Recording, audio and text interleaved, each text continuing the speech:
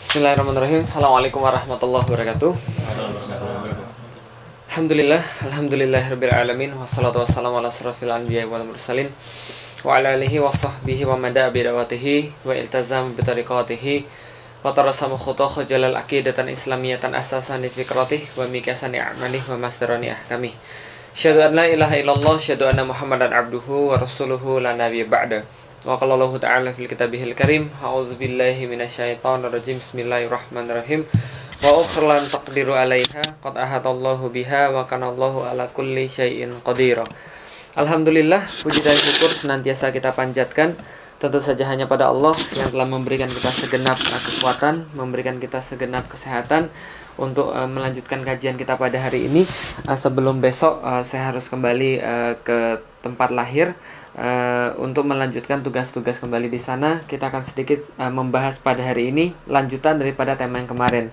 Sebenarnya bukan lanjutan secara tematis, tapi ini adalah lanjutan secara prinsip, yaitu adalah bagaimana membangkitkan Islam atau bagaimana prosesi Islam ini akan bangkit.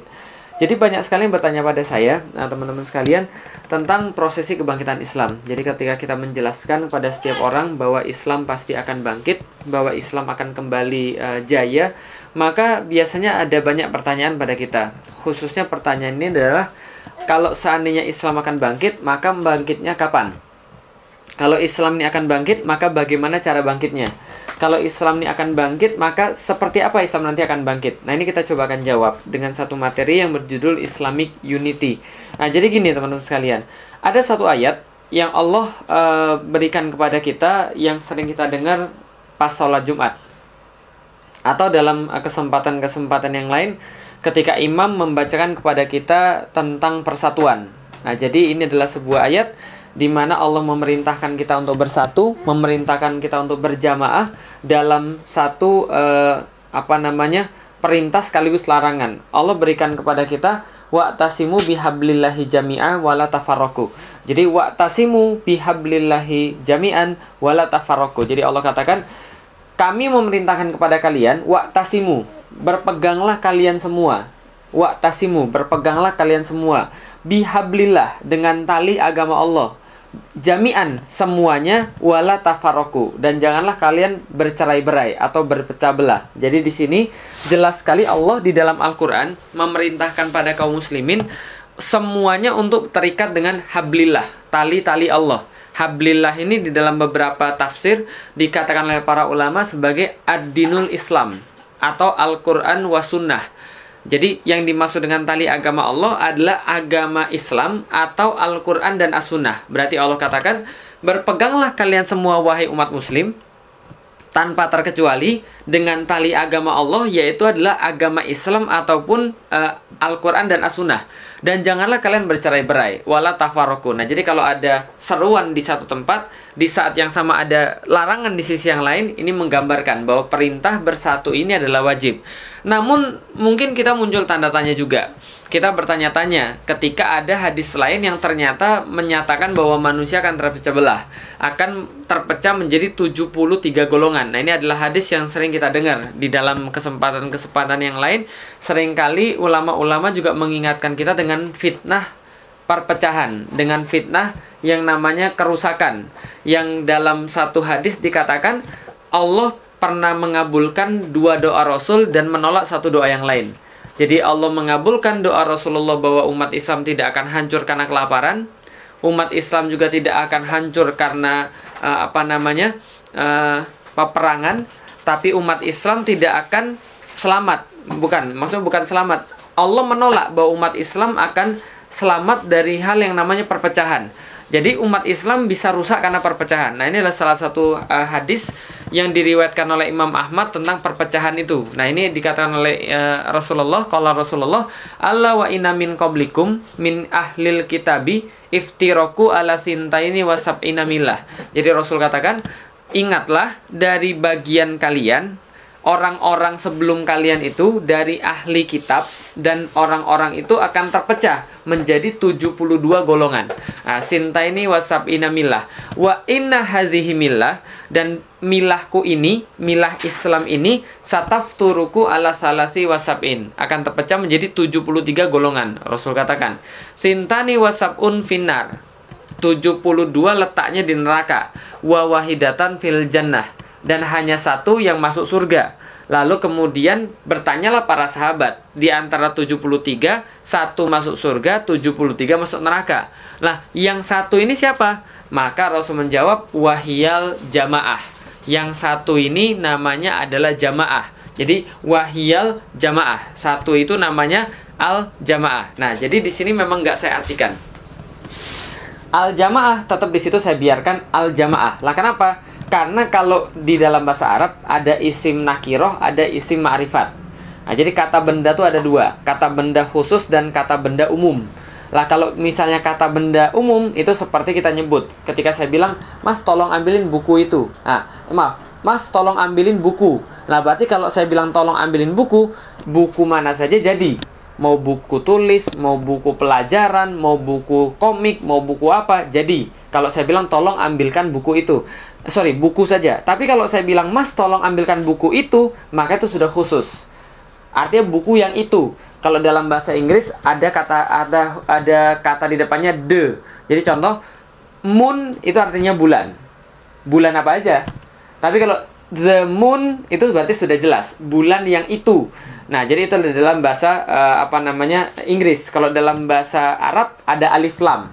Itulah yang menyebabkan kata khusus. Contoh misalnya, kalau narun, api misalnya, bisa api aja apa aja. Api kompor, api neraka, api unggun, atau api apa saja. Tapi kalau sudah dikatakan an-naru, itu berarti adalah api neraka. Jadi kalau ada alif lam di depan itu adalah kata khusus. Sama kayak jamaah. Kalau jamaah doang terserah, mau jamaah haji, mau jamaah sholat, mau jamaah maksiat, itu adalah kemudian sama-sama jamaah namanya. Nah, tapi Rasul mengatakan jamaah dengan kata-kata alif lam, wahiyal jamaah.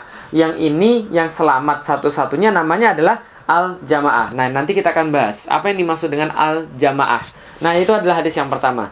Hadis yang kedua sama. Ini adalah menggambarkan tentang perpecahan 73 golongan. Wa inna bani Israil tafarraqat ala thintaini wasab'ina millah. Sesungguhnya orang-orang Bani Israil mereka terpecah menjadi 72 golongan millah. Wa taftariku ummati, dan akan terpecah umatku ala salasi wasab'in menjadi 72 golongan millah. Kulluhum finar. Semuanya masuk neraka, Rasul katakan. Illa millatan wahidatan, kecuali milah yang satu. Nah, siapa ini milah yang satu? Para sahabat kemudian bertanya, qalu wa man hiya ya Rasulullah? Siapa mereka ya Rasulullah? Dikatakan Rasul, qala ma ana alaihi wa sahabi. Siapa yang aku berada di atasnya dan para sahabatku juga berada di atasnya. Jadi di sini kita bisa lihat siapa yang kemudian menjadikan Allah dan Rasul sebagai pemutus, sebagai teladan, dan juga menjadikan sahabat sebagai teladan, itulah yang masuk surga. Berarti tadi ada dua hadis. Hadis yang pertama mengatakan yang masuk surga satu-satunya siapa namanya? Al-Jamaah. Yang kedua, siapa yang masuk surga? Yang mengikuti sunnah Rasul dan sunnah para sahabat. Dari situ kita dapat dua syarat orang yang masuk surga. Satu-satunya golongan yang masuk surga. Satu, berada dalam al-jamaah. Dua, dia mengikuti sunnah Rasul dan sunnah para sahabat. Dari situ muncul kata-kata ahlus sunnah wal jamaah yang sering kita dengar, yang sering didengung-dengungkan di negeri kita. Ahlus sunnah wal jamaah munculnya dari dua hadis tadi, yaitu siapa mereka? Ahlus sunnah wal jamaah adalah satu-satunya golongan yang selamat yang masuk surga, yang lain tidak masuk surga. Dalam terminologi fikih, ahlus sunnah wal jamaah dikatakan sebagai fikih yang 4 mazhab itu dinamakan dengan ahlus sunnah wal jamaah. Tapi originsnya ini, asalnya adalah ini, sebuah sifat di mana dua hadis ini dirangkai menjadi satu, jadilah namanya ahlus sunnah wal jamaah. Jadi ahlus sunnah wal jamaah itu bukan nama partai.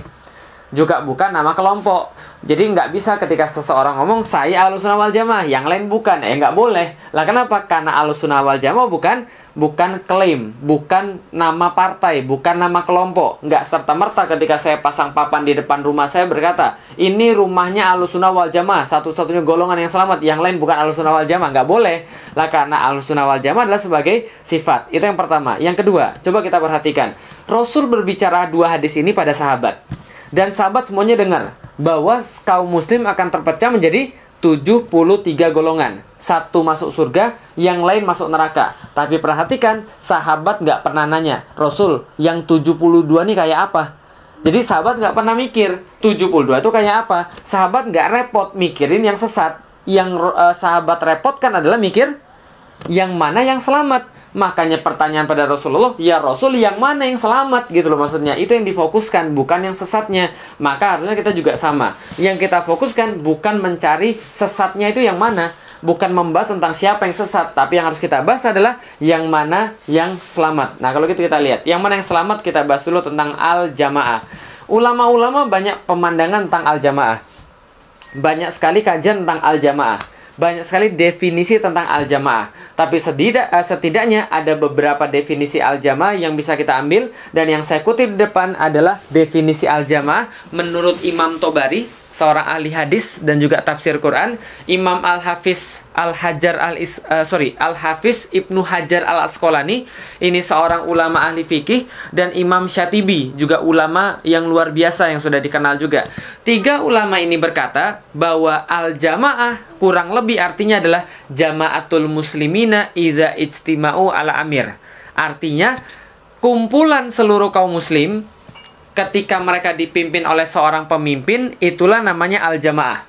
Jadi bisa dibayangin ya, seluruh kaum muslimin bersatu, mereka semua itu bersatu, dan ada satu pemimpin pada mereka, inilah namanya al-jamaah. Atau dalam terminologi Sunni disebut dengan khilafah. Terminologi Syiah disebut dengan imamah. Jadi kalau ada yang tanya, ini agak sedikit melenceng, kalau gitu Sunni dan Syiah itu bedanya apa? Lah yang saya tahu, ini bedanya salah satunya. Syiah mengatakan imamah, Sunni mengatakan khilafah. Kalau Syiah mengatakan imamah itu harus dari keturunan Ali bin Abu Thalib, sedangkan Sunni mengatakan pemimpin kaum muslimin atau imam kaum muslimin, khalifah, itu tidak perlu harus dari kalangan Ahlul Bait atau tidak perlu harus dari kalangan keturunan Ali bin Abu Thalib. Nah, itu kemudian beda salah satunya. Dengan kata lain, ketika kita membahas tentang al-jamaah adalah kumpulan seluruh kaum muslimin yang dipimpin oleh seorang amir. Pertanyaan saya sekarang, kira-kira ada nggak yang kayak gitu sekarang? Kaum muslimin seluruhnya bersatu, dipimpin oleh seorang pemimpin. Ada nggak kira-kira? Nggak ada. Nah kalau gitu nggak ada, kalau gitu kita lihat. Seberapa penting adanya khilafah atau imamah atau kumpulan kaum muslimin yang memiliki pemimpin. Apakah betul Allah dan Rasul mewajibkan kaum muslimin dipimpin oleh seorang pemimpin? Nah kalau gitu kita lihat nih. Al-jamaah adalah wajib hukumnya. Jadi punya satu kepemimpinan, hukumnya adalah wajib di dalam Islam. Misal, ini adalah hadis riwayat Muslim yang kemudian tentu saja sanadnya sahih. Dikatakan dalam hadis itu, waman bayya'a imaman fa'atohu safqata yadi wa thamratal qalbi faliyatihu inistata'a. Siapa yang memberikan baiat kepada seorang imam, lalu kemudian memberikan genggaman tangannya ketika dia berbaiat, lalu memberikan kemudian buah hatinya ketika dia berbaiat, maka sesungguhnya dia harus menaatinya setaat-taatnya. Fa in jaa al-akharu yunazi'ahu fadribu unuqal akhar. Kalau ada orang yang lain yang ingin mengambil kepemimpinan dia, maka pukullah tengkuk orang yang pengen ngambil itu, dan pukulnya dengan pedang. Artinya apa? Dibunuh. Lah artinya apa? Kalau kaum muslimin sudah punya satu pemimpin, lalu kemudian ada orang yang mau merebut kepemimpinan itu atau makar terhadap pemimpin itu, maka Rasul perintahkan harus dibunuh. Kenapa? Karena bakal membuat umat muslim tercerai-berai karena punya 2 pemimpin. Maka ini salah satu adalah kewajiban Rasul memerintahkan kita untuk punya pemimpin, satu di antara seluruh kaum muslimin. Ada lagi. Nah ini, man khala ayadan min taatin. Ada orang yang mengangkat tangannya dari ketaatan terhadap pemimpin, terhadap baiat dia yang sudah dia kasih. Laqiyallahu yaumal qiyamati la hujjatalah. Dia akan bertemu dengan Allah di hari kiamat tidak ada hujah pada dia, tidak ada alasan pada dia. Wa man mata wa laisa fi unukihi bai'atun mata mitatan jahiliyah. Siapa yang mati dan kemudian tidak ada di pundaknya baiat kepada pemimpin yang satu itu, yang khalifah itu, maka dia matinya mati jahiliyah. Artinya ini sebuah pertanda bahwa orang yang tidak punya pemimpin lalu kemudian meninggal, matinya dalam keadaan bermaksiat. Artinya kita harus mengangkat seorang pemimpin di antara seluruh kaum muslimin, gitu maksudnya. Nah, kalau gitu kita lihat lagi, ini yang lebih horor lagi hadisnya. Nah, ini kemudian Rasul berkata, Ana amrukum bihomsin. Jadi kami memerintahkan pada kalian dengan 5 perkara. Allahu amroni bihinna. Yang Allah memerintahkan kami juga dengan 5 perkara ini. Apa? Bil jamaah, dengan jamaah. Itu pakai alif lam atau enggak jamaahnya? Pakai. Berarti itu isim ma'rifat atau isim nakiroh? Kata khusus atau kata umum? Khusus. Berarti artinya adalah yang tadi. Bil jamaah, berada dalam al jamaah. Wa bisam'i, dan mendengarkan pemimpin Anda. Nah, itu maksudnya. Jadi berjamaah bersama pemimpin, mendengarkan pemimpin, wa ta'ati, dan taat kepada sang pemimpin, wal hijrati wal jihadi fisabilillah, berhijrah bersamanya dan berjihad bersamanya. Fa innahu, maka barang siapa satu orang saja, fa innahu man kharaja minal jamaah, yang keluar daripada al jamaah, kepemimpinan yang ada satu orang pemimpin itu, kidasibrin, hanya sejengkal kaki saja, fakot khola arib kotal Islam min unukihi ila ayarji, akan kemudian terlepas ikatan Islam dari lehernya kecuali dia kembali bertaubat. Ini berarti dihukumi orang-orang yang keluar daripada al-jamaah sebagai orang yang murtad, keluar daripada Islam. Nah, ini lebih horor lagi. Artinya apa? Berjamaah sekali lagi hukumnya adalah wajib, bukan berjamaah sholat, tapi berjamaah dalam satu kepemimpinan di mana ada satu pemimpin, sebagaimana disimpulkan oleh 3 imam tadi, Imam Syatibi, Imam Ibnu Hajar al-Asqalani, dan Imam Tobari kan itu kan ya. Nah, jadi kalau gitu kita lihat lagi. Nah, pertanyaannya sekarang, kalau al-jamaah adalah kumpulan kaum muslimin yang bersatu, dipimpin oleh seorang muslim, dipimpin oleh seorang pemimpin, itu adalah al-jamaah. Ngomong-ngomong, berarti sekarang ada nggak al-jamaah? Ada nggak kira-kira? Umat muslim ada berapa negara sekarang? 58 negara. 58 negara masing-masing punya pemimpin sendiri, betul begitu? Nah, kalau kata Rasul, idza buyi alil khalifatain faktulu al-akharu minhuma. Kalau dibaiat 2 khalifah, maka bunuhlah yang terakhir di antaranya. Berarti Rasul mewajibkan satu pemimpin. Karena ngomongnya begini deh, jangankan Rasulullah, jangankan Islam, kita bicara orang Cina aja. Orang Cina punya pepatah, satu gunung nggak boleh ada 2 macan. Lah kenapa kalau ada 2 macan? Berantem dia, bergulat di situ. Maka Islam juga sama. Kalau ada 2 pemimpin, bunuh yang terakhir yang kemudian ngaku-ngaku pemimpin. Artinya Rasul cuma memperbolehkan satu pemimpin di antara seluruh umat muslim. Idza buyi'a lil khalifatain, ketika dibayat 2 khalifah, maka faktulu al-akharu minhuma, bunuh yang terakhir di antara mereka berdua. Nah, kalau seandainya satu pemimpin diwajibkan, kita sekarang ada berapa pemimpin tadi? 58 negara, masing-masing punya satu pemimpin. Kalau gitu kita bunuh 57-nya. Ya nggak bisa begitu juga. Nah, karena itu apa yang kemudian dimaksudkan? Artinya al-jamaah belum ada. Karena harusnya kita ada satu pemimpin. Nah, kalau kita nggak ada, maka gimana? Berlakulah kaidah usul namanya mala yatimul wajibu ila bihi fahuwa wajib. Satu kewajiban yang tidak terlaksana karena adanya sesuatu, maka sesuatu ini hukumnya menjadi wajib. Contoh misalnya, wudu hukumnya apa? Wudu hukumnya sunnah. Kalau kita mau sholat hukumnya jadi wajib. Kalau enggak ada air maka cari air. Jangan tayamum dulu, cari air. Ternyata airnya enggak ada karena pompanya bocor, maka benerin pompa menjadi wajib. Karena kalau tidak ada pompa maka tidak ada air. Tidak ada air maka tidak bisa wudu. Sedangkan wudu wajib kalau mau sholat. Maka benerin pompa menjadi wajib. Ternyata tidak ada duit, maka kerja cari duit benerin pompa menjadi wajib. Ternyata nggak punya kerjaan, maka cari kerja untuk dapat duit benerin pompa menjadi wajib. Dan seterusnya. Paham ya? Malah yatimul wajibu ila bihi fahuwa wajib. Maka kalau ada orang yang dia ini kemudian belum nikah dan kemudian dia sudah maksiat, maka itu hukumnya nikah menjadi wajib bagi dia. bukan lagi sunnah, jadi wajib bagi dia. Lah kenapa? Karena sudah menyebabkan dia bermaksiat misalnya. Nah, itu maksudnya itu menjadi wajib bagi dia. Ini salah satu contoh penerapan mala yatimul wajibu ila bihi fahuwa wajib. Yang tidak terlaksana karena sesuatu yang kurang, maka sesuatu yang kurang itu menjadi wajib. Kalau itu adalah wajib juga. Salat wajib, wudu sunnah. Tapi wudu mau salat itu menjadi wajib, kemudian wudunya dan sebagainya. Mala yatimul wajibu ila bihi fahuwa wajib. Nah, maka kalau al-jamaah itu adalah sesuatu yang wajib, sesuatu yang kemudian harus dilakukan oleh kaum muslimin, dan ternyata sekarang tidak ada al-jamaah, maka mewujudkan al-jamaah hukumnya menjadi wajib. Nah, ternyata tidak ada kelompok yang memperjuangkan al-jamaah, maka adanya kelompok itu juga menjadi wajib juga. Nah, karena itulah dari situ muncul yang namanya kelompok dakwah menjadi wajib untuk diadakan. Karena kelompok dakwah inilah yang nanti harus memperjuangkan al-jamaah atau tegaknya kepemimpinan satu untuk seluruh kaum muslimin itu. Nah, ini adalah dalilnya bahwa kelompok itu harus ada. Surat Ali Imran ayat 104. Wal takum minkum ummatu yad'una ilal khair wa ya'muruna bil ma'ruf wa yanhauna 'anil munkar faulaika humul muflihun. Dalam Al-Qur'an itu kemudian kalau kita baca terjemahan Depak itu ayatnya berbunyi dan hendaklah ada. Saya kurang setuju dengan hendaklah ada. Karena wal takum minkum, wal ini adalah lamnya lam taukid, berarti penegasan. Wal takum minkum itu harusnya dibaca dan haruslah ada, bukan hendaklah ada. Kalau hendaklah ada itu anjuran. Tapi kalau haruslah ada, ini berarti ya memang kewajiban. Wal takum minkum, hendaklah ada minkum dari kalian. Kum ini kan kalian. Dari kalian siapa? Umat mukmin, umat muslim semuanya. Ummatun, satu kelompok kecil lagi. Jadi Allah berkata, hendaklah ada di antara kalian umat muslim yang besar itu semuanya satu kelompok kecil lagi.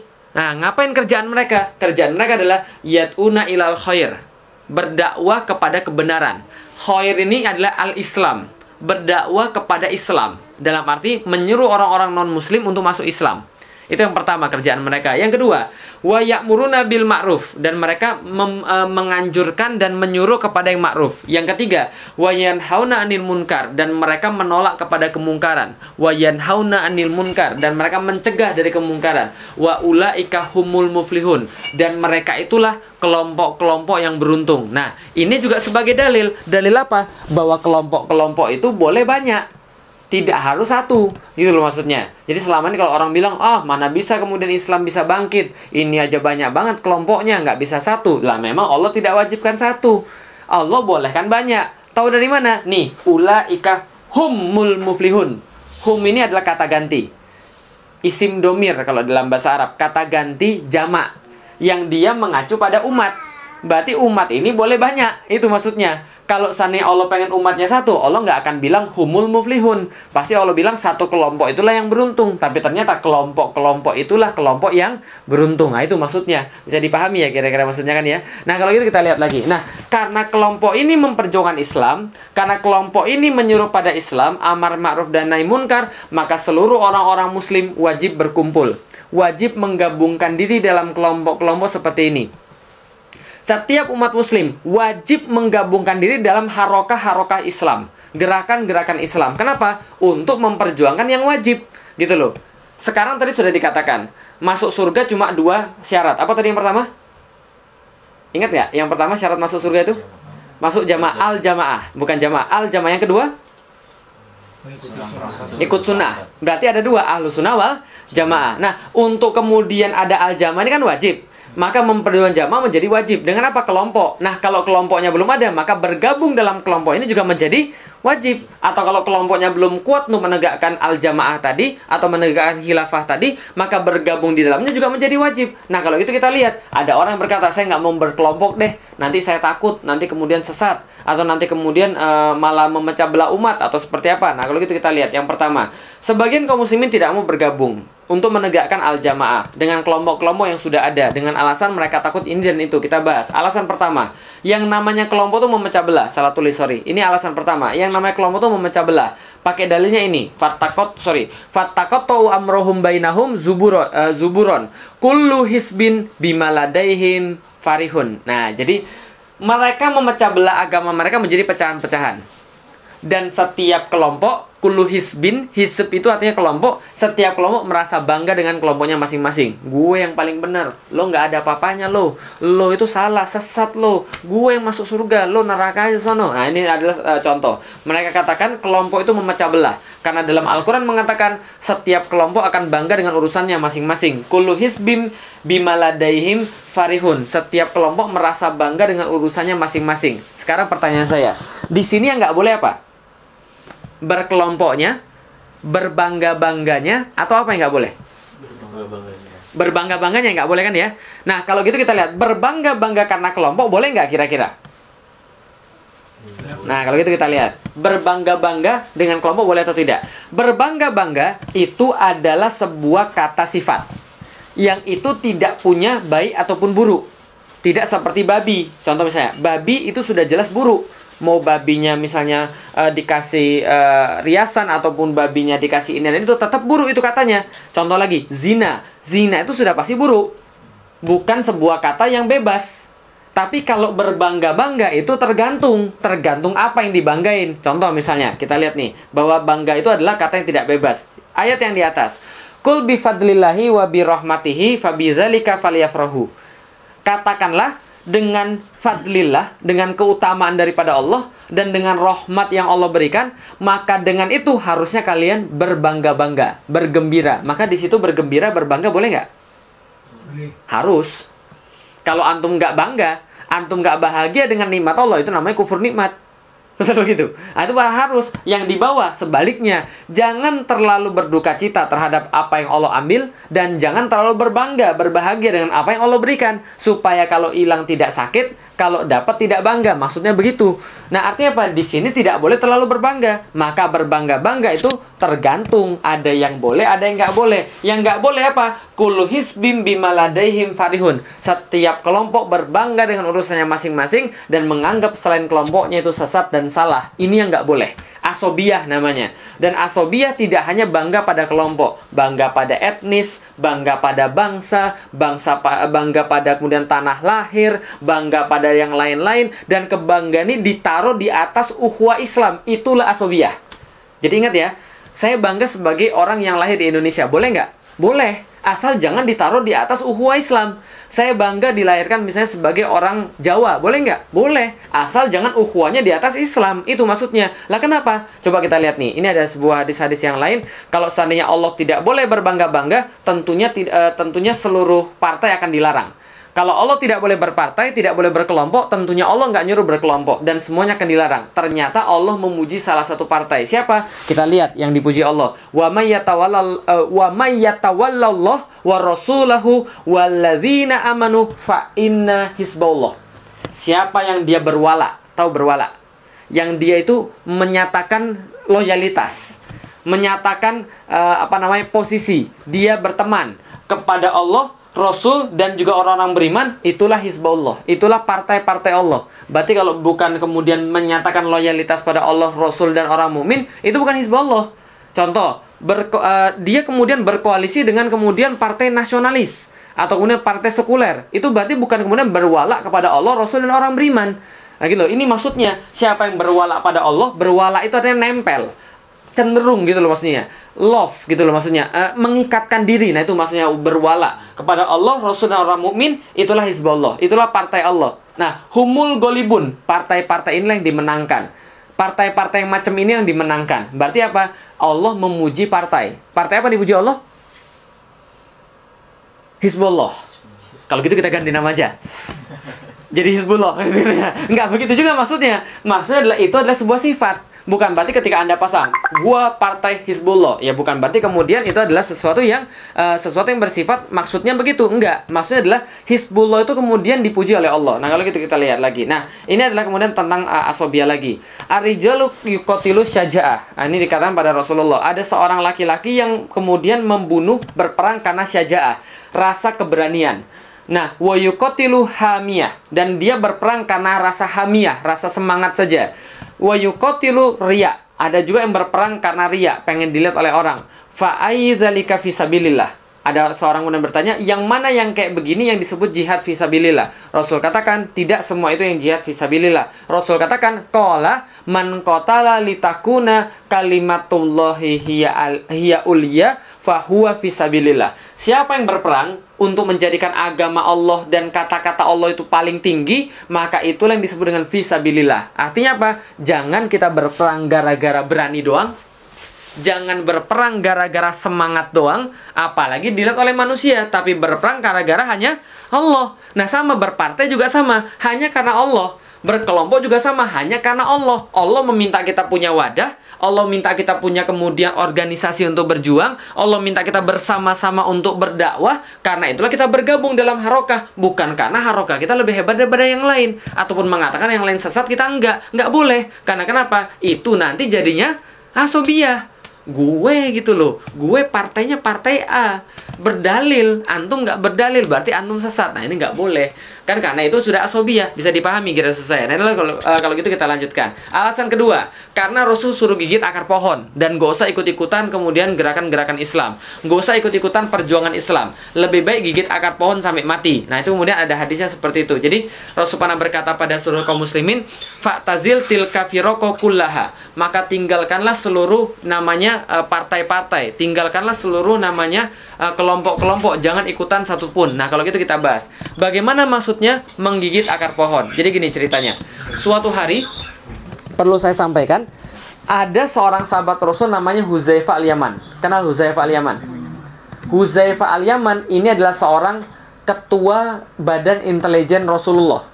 Jadi ketua BIR, Badan Intelijen Rasulullah. Ini adalah namanya Huzaifah al-Yaman. Lah kenapa Huzaifah al-Yaman jadi ketua Badan Intelijen Rasul? Karena Huzaifah al-Yaman ini adalah seseorang yang sangat pintar luar biasa. Dia bisa nyimpan rahasia. Dia bisa kemudian tidak mengatakan rahasia pada orang lain. Maka dia sering bertemu Rasul dan ikut Rasul kemana-mana. Salah satunya kemudian dia dijuluki sebagai Ashabus Siri Rasulullah. Jadi orang yang kemudian memegang rahasia Rasul. Jadi Rasul itu punya daftar orang munafik. Yang tahu daftar orang munafik itu cuma Huzaifah al-Yaman. Jadi ketika kemudian Rasul masih hidup, sahabat gampang. Kalau sahabat bersama Rasul, ada yang meninggal, kalau Rasul sholatin, sahabat ikut sholatin. Berarti dia bukan orang munafik. Pasca Rasul meninggal, mereka nggak tahu lagi siapa yang munafik dan siapa yang nggak munafik. Maka mereka nunggu Huzaifah al-Yaman. Kalau Huzaifah al-Yaman kemudian nyolatin orang, mereka ikut nyolatin orang. Kalau Huzaifah al-Yaman tidak nyolatin orang itu, berarti dia juga nggak ikutan juga. Lah kenapa? Karena orang ini berarti termasuk orang munafik. Nah, jadi kira-kira gitu maksudnya. Jadi dia memegang rahasia Rasulullah. Nah, karena kemudian dia intel Rasulullah juga, dia pernah ditempatkan di sebuah perang, namanya perang Khandaq, yang saya pernah ceritain. Ketika perang Khandaq, bayangin aja, waktu itu Arab lagi musim dingin. Musim dingin, dinginnya minta ampun, luar biasa dinginnya. Nah, ketika dingin-dingin itulah Rasul minta para sahabat, siapa di antara kalian yang mau nyelidiki pasukan Quraisy? 10.000 orang itu, yang pasukan Azab itu, nggak ada yang mau, saking dinginnya kemudian malam itu. Mereka katakan, sampai tulang kami itu kayak ditusuk-tusuk pakai jarum. Saking dinginnya, nggak ada yang mau. Lalu kemudian Rasul berkata, Huzaifah pergi ke sono. Akhirnya kemudian dia merasa, ya udah, karena Rasul sudah minta, saya pergi ke sana. Sampai ke tempat-tempat musuh, orang-orang itu sedang berbaris semua. Ternyata Abu Sufyan lagi memerintahkan mereka untuk berbaris berkumpul dan ingin memberikan pengumuman. Nah, setelah ingin memberikan pengumuman kepada orang-orang ini, kemudian Abu Sufyan berkata, saya ingin memberikan pengumuman, tapi saya takut ada seorang yang menyelusup di antara menyelisip. Menyelusup atau menelisip? Menyelinap, menyusup. Nah, itu kan di antara kalian. Nah, menyusup di antara kalian, maka sebutkan kemudian passwordnya. Nah, kira-kira begitulah. Jadi sebutkan kemudian passwordnya di antara kalian. Huzaifah nggak tahu, karena dia nggak tahu passwordnya. Karena Huzaifah pintar, sebelum dia disuruh ngomong passwordnya, langsung dia marahin teman sebelahnya. Woi, siapa kamu? Ngomong password kamu. Akhirnya dia bilang, enggak kok, kami teman kok, kami teman. Nah, akhirnya karena dia sudah marah duluan, jadi dia nggak dicurigai. Paham ya saya? Itu strateginya orang Medan, blame the victim. Nah, jadi kalau dia salah, marah duluan. Biar kemudian dia nggak kena marah. Enggak, sorry, itu guyonan saja. Nah, kalau gitu kita lihat. Nah, ketika kemudian kita lihat orang-orang ini memang sangat hebat, ini ceritanya. Suatu hari Huzaifah datang pada Rasulullah. Setelah datang pada Rasulullah, kemudian dia berkata pada Rasulullah seperti ini, ya Rasul, kalau orang-orang datang kepadamu, bertanya kepadamu tentang hal-hal yang baik, aku berkata sebaliknya. Aku ingin bertanya tentang hal-hal yang jelek. Apa hal-hal yang jelek? Ini kemudian dikatakan kepada Rasulullah. Fakultu ya Rasulullah, inna kunna fi jahiliyah. Dulu kami dalam keadaan jahiliyah, wasyarin, dan dalam keburukan. Faja'anallah bihadzal khair, dan Allah memberikan kepada kami kebaikan ini berupa Islam. Fahal ba'da hadzal khair syar, apakah setelah kebaikan Islam akan ada keburukan? Maka Rasul menjawab, qala na'am. Rasul berkata, iya, ada keburukan.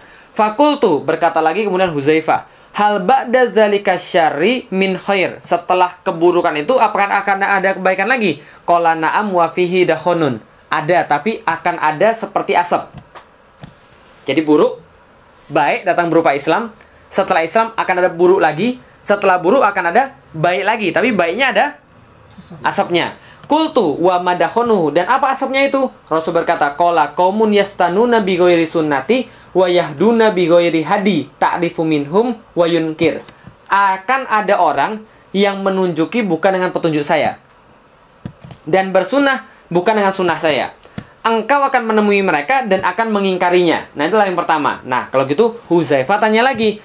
Qultu, berkata lagi aku, Huzaifah, hal ba'da dzalika khair, dzalikal khair min syarr. Setelah kebaikan yang ada asapnya ini, apakah akan ada keburukan lagi? Rasul katakan, qala na'am, du'atun ala abwabi jahannam. Nah, ini yang kemudian horor. Ada dai-dai yang menyeru kepada pintu neraka. Bayangin antum. Dai menyeru pada pintu neraka. Terang, kemudian Huzaifah kaget. Loh, maksudnya apa ini? Dai menyuruh pada pintu neraka. Man ajabahum ilaiha qazafuhu fiha. Siapa yang menyeru, siapa yang menyambut seruan mereka akan didorong ikut mereka masuk neraka. Huzaifah nanya lagi. Fakultu ya Rasulullah. Maka aku berkata, ya Rasulullah, sifhum lana, sebutkan ciri-ciri mereka kepada kami. Rasul katakan, qala na'am, baik, akan kami sebutkan ciri-ciri mereka. Qaumun min jildatina wa yatakallamuna bi alsinatina. Mereka adalah orang-orang dari kulit-kulit kita, dan mereka berbicara dengan bahasa-bahasa kita. Coba bayangin, Huzaifah itu orang mana? Orang Arab, orang Yaman, orang Arab. Rasul orang mana? Orang Arab. Berarti kelompok yang dai-dai yang menyeru pada neraka ini, mereka dari kulitnya kita dan bahasanya kita. Berarti itu adalah menurut para ulama, mereka itu orang Arab, kulitnya Arab, bahasanya Arab, tapi menyeru pada neraka jahanam. Ustaz jangan main-main. Ya memang begitulah ceritanya. Ini hadis sahih nih. Nah, kemudian dikatakan lagi oleh para ulama yang lain, maksudnya bukan hanya orang Arab, tapi yang dimaksud dengan kulit-kulit kita adalah orang Islam. Yang dimaksud dengan bahasa-bahasa kita adalah Al-Quran. Berarti mereka tuh orang Islam, ngomongnya Quran, tapi menyesatkan manusia, mengajak manusia pada pintu neraka. Ada nggak zaman sekarang? Banyak. Siapa tuh? Yaitu Jil misalnya, contoh. Orang-orang liberal misalnya. Orang-orang yang kemudian sekuler misalnya. Mereka lulusan Al-Azhar, LC misalnya. Hafal Quran, tapi ngajak pada pintu neraka jahanam dengan ngomong Rasulullah itu bukan tokoh yang suci. Rasul itu cuma kemudian tokoh sejarah. Yang namanya Al-Quran itu tidak final. Ada penyesuaian lagi dengan zaman. Yang namanya syariat tidak wajib. Jilbab itu hati aja, nggak usah luarnya. Ini contoh. Dai-dai tapi menyeru pada neraka jahanam. Nah, itu contohnya. Itu zaman dulu aja Rasul udah bilang. Zaman sekarang kejadian. Untung Huzaifah nanya lagi. Fakultu, berkata lagi Huzaifah, ya Rasulullah, wahai Rasulullah, famataro in adrokani zalik. Bagaimana pendapatmu kalau aku menemui orang yang demikian? Kalau aku menemui dai-dai yang menyeru pada neraka jahanam ini, maka qala talzamu jama'atal muslimina wa imamahum. Berkatalah Rasulullah, berpeganglah kalian pada kelompok kaum muslimin yang bersatu semuanya itu, dan mereka dipimpin oleh seorang pemimpin. Talzamu jama'atal muslimina wa imamahum. Harus ada kalian ini dipimpin oleh seorang pemimpin agar terlindung dari yang namanya dai-dai yang menyeru pada neraka jahanam ini. Untung Huzaifah tanya lagi. Fakultu fa in lam yakun lahum jama'atun wala imam. Kalau aku tidak menemukan orang muslim itu bersatu, dan aku tidak menemukan satu pemimpin di antara mereka, terus gimana? Rasul katakan, qala fa'tazil tilka firaqo kullaha. Tinggalkan seluruh kelompok, jangan ikut-ikutan satupun kelompok. Walau anta addo ala asli syajaratin hatta yudrika kal maut wa anta ala zalik. Dan lebih baik engkau menggigit akar pohon Jangan ikuti satupun kelompok itu, gigitlah akar pohon, dan walaupun engkau mati dalam keadaan menggigit akar pohon. Berarti jangan ikut-ikutan jamaah. Jangan ikut-ikutan partai. Jangan ikut-ikutan harokah, gerakan. Lebih baik gigit akar pohon. Nah, itu alasan. Itu kata Rasul, jangan ikut-ikutan. Lah kenapa Rasul suruh gigit akar pohon? Padahal mereka belum baca hadis-hadis yang tadi kita bahas. Hadisnya panjang ini. Dari sini, kemudian nyambung ke sini, akhirnya ke sini. Suruh gigit akar pohon. Dan kita lihat, sampai yang sini, sebentar. Nah, sampai sini. Faktazil tilka firoko kullaha. Tinggalkan seluruh kelompok. Tilka ini kata ganti, isim domir. Berarti yang disuruh Rasul tinggalkan siapa? Dai-dai yang menyeru pada neraka Jahanam, dan seluruh kelompoknya, bukan seluruh kelompok yang lain, bukan. Malah kita disuruh untuk awalnya tidak meninggalkan kelompok dulu. Awalnya kita disuruh ada pemimpin satu di antara umat muslim. Itu dulu harus ada. Kalau nggak ada, baru gigit akar pohon. Sedangkan yang alasan gigit akar pohon tidak mau ikut kelompok, nggak pernah juga gigit akar pohon sampai mati, kan gitu kan ya. Nah, ternyata nggak juga. Berarti ini salah. Lalu maksudnya apa? Nih, maksudnya begini. Nih, maksudnya. Ya, apa maksudnya menggigit akar pohon?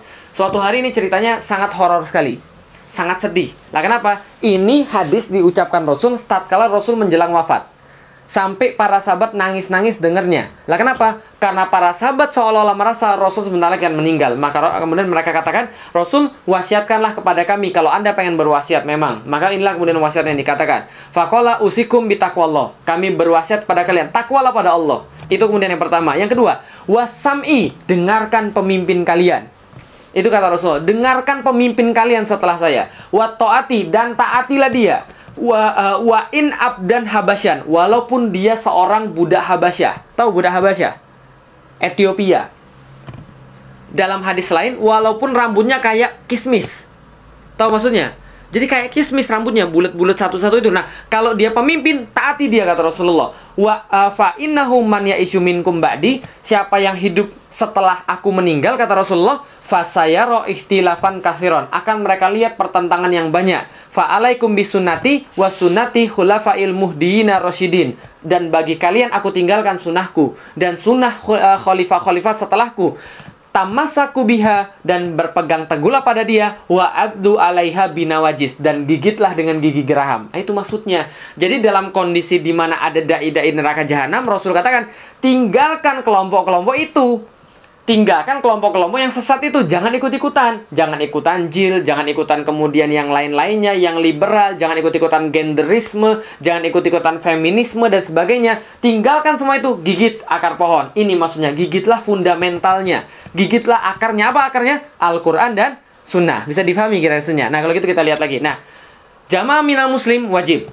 Jadi menegakkan Islam dalam bentuk khilafah tadi, dalam bentuk al-jamaah tadi yang sudah kita bahas, hukumnya adalah wajib. Maka mengadakan kelompok yang memperjuangkan al-jamaah, hukumnya menjadi wajib. Nah, kenapa? Ini kata Sayyid Qutb, proses kebangkitan dimulai sesungguhnya punya golongan perintis atau punya kelompok dakwah. Siapa? Apa aja kelompok dakwahnya, mau A, B, C, D, terserah. Yang penting menyeru pada Islam, kemudian beramar ma'ruf, dan ketiga nahi munkar. Selesai. Mau jamaah apa sih, terserah. Fatiyah kan berkata, tidak pernah Rasul mengandalkan pada kerja individual, tapi beliau menganjurkan penegakan jamaah. Lah kenapa? Karena Rasul pernah berkata, fa innama ya'kulu dzi'bu minal ghanami qasiyah. Sesungguhnya serigala hanya akan memakan kambing yang sendirian. Tahu serigala? Ganas nggak serigala? Seganas-ganasnya serigala, hidupnya itu berjamaah. Gitu kan ya? Dan seganas-ganasnya serigala nggak pernah makan mangsanya sendirian. Dia itu keroyokan. Walaupun sama yang lemah. Kambing sekalipun, keroyokan dia. Maka kalau kambing berpisah daripada jamaahnya, pasti dia dimakan. Makanya Rasul pernah berkata, al-imamu ro'in. Imam itu laksana penggembala. Gitu kan ya? Pengembala itu tugasnya apa? Melindungi gembalaannya. Gitu loh. Kalau ada gembalanya yang misah, habis dia. Karena ditunggu oleh serigala. Maka jangan sendiri-sendiri. Karena orang sendiri itu biasanya maksiat. Kalau orang banyak biasanya semangat. Ingat itu. Ada yang bilang, Ustaz, futur Ustaz, gimana cara supaya nggak futur? Berjamaah, makanya nggak futur. Kalau sendirian biasanya maksiat. Contoh, orang kalau sendirian itu pasti yang lakunya maksiat-maksiat. Nggak percaya? Contoh misalnya, kalau orang pacaran itu senangnya rame-rame atau sendirian? Bukan sendirian, rame-rame atau berdua? Sendirian ngapain itu? Berdua atau rame-rame? Berdua. Artinya apa? Sendirian kan ya maksudnya? Berdua-duaan, berkholwat, nggak pengen orang tahu. Lah kenapa? Karena biasanya aktivitasnya pasti aktivitas yang maksiat. Biasanya orang pacaran nyari tempat yang sepi atau tempat yang rame? Sepi. Nyari tempat yang terang atau tempat yang gelap? Gerambang-gerambang, gelap kan itu. Kenapa? Karena ada aktivitas-aktivitas yang kemudian nggak boleh dilihat oleh orang lain. Maka biasanya kalau orang sudah sendiri pasti bawanya maksiat. Mohon maaf, nonton film porno. Biasanya orang nonton film porno sendirian atau mulai rame-rame? Nonton film porno berjamaah itu mana ada, makanya jangan sendirian itu kan ya. Kalau sendirian pasti maksiat. Nah makanya itulah berjamaah. Jamaah itu bikin semangat, sendirian itu bikin maksiat. Nah karena itulah berjamaah itu penting sekali. Datang sholat berjamaah, kajian-kajian berjamaah, walaupun di negeri orang, walaupun kemudian di negeri asing, ya berjamaah. Itu kemudian akan menghalangi kita dari berbuat maksiat. Itu dalam level kecil. Apalagi dalam level negara, level besar gitu loh maksudnya. Nah ini Rasul katakan jangan berpecah belah, karena kambing itu yang dimakan yang sendirian. Nah bagaimana kalau gitu kita lihat lagi nih. Kalau gitu pertanyaannya, apa yang membuat Islam tegak? Yaitu tadi, kelompok yang memperjuangkan Islam. Dan ada pertanyaan, Ustaz, kalau gitu kapan Islam tegak? Saya jawab, kapanpun Anda mau. Lah gimana bisa kemudian Islam bisa tegak? Gimana khilafah bisa tegak? Orang sekarang kita berpecah belah. Sekarang saya tanya, kita bersatu dulu baru tegak khilafah? Baru tegak al-jamaah tadi, khilafah tadi, atau ada al-jamaah, ada khilafah baru bersatu? Ayo, yang mana duluan? Bersatu dulu. Bersatu dulu tegak khilafah atau khilafah dulu baru bersatu? Ayo, yang mana duluan? Voting. Voting. Siapa yang ngomong bahwa bersatu dulu? Bersatu dulu. Bersatu dulu. Yang khilafah dulu? Oke, terima kasih. Ternyata yang menang bersatu dulu baru khilafah, dan dibanding khilafah dulu baru bersatu. Oke, saya kasih dua logika. Satu, logika secara kenyataan. Pertanyaan saya, pernah sholat jamaah di masjid? Pernah, sering. Oke, kalau gitu sekarang pertanyaan saya, orang baru rapi setelah imam naik atau imam naik dulu baru rapi? Imam naik dulu baru rapi atau rapi dulu baru imam naik? Imam naik dulu baru rapi. Imam naik dulu baru rapi. Sepakat? Berarti kalau sebelum imam naik, apa yang terjadi pada jamaah? Ada yang baca Quran, ada yang udah sholat sunnah, ada yang baca buku, ada yang tidur-tiduran, ada yang ngomel nggak jelas. Tapi ketika sudah kemudian imam naik, kemudian dikomat, Allahu Akbar, syahadu an la ilaha illallah. Semua pada berdiri, semua pada imam, Allahu Akbar. Gitu kan ya? Nggak ada yang sendiri-sendiri lagi. Kenapa? Karena imam sudah maju. Itu yang pertama. Yang kedua, dalil dari kemudian dalil Al-Quran, bukan dalil Al-Quran, dalil hadis. Ini mana hadisnya? Pernah kemudian Umar bin Khattab berkata, ya ma'syarul Arab, innahu la islama illa bi jama'atin, wala jama'ata illa bi imaratin, wala imarata illa bi ta'ah. Nah, kemudian Umar bin Khattab berkata, wahai masyarakat Arab, tidak ada Islam kecuali dengan jamaah. Tidak ada Islam kecuali ada persatuan di dalamnya. Dan tidak ada persatuan kecuali dengan kepemimpinan. Dan tiada kepemimpinan kecuali dengan ketaatan. Berarti yang duluan apa? Taat. Setelah taat ada pemimpin. Setelah ada pemimpin ada jamaah. Ada persatuan. Setelah persatuan ada Islam. Berarti khilafah dulu baru Islam. Khilafah dulu baru persatu, atau bersatu dulu baru khilafah? Khilafah dulu baru bersatu. Itu kenyataannya. Jadi jangan repot. Oh Ustaz, bagaimana khilafah bisa tegak? Kita aja belum bersatu. Enggak penting itu. Karena kenapa? Insya Allah khilafah tegak baru ada persatuan. Nah makanya muncul kaidah usul, amrul imam yarfaul khilaf. Perintah imam itu menghilangkan perbedaan. Makanya orang Cina bilang satu gunung tidak boleh ada dua harimau. Satu gunung tidak boleh ada dua pemimpin. Lah kenapa? Kalau ada dua pemimpin pasti berantem dia. Jangankan di gunung, di masjid aja ada dua imam. Kira-kira gimana ceritanya? Satu Allah, satu sami Allahu liman hamid.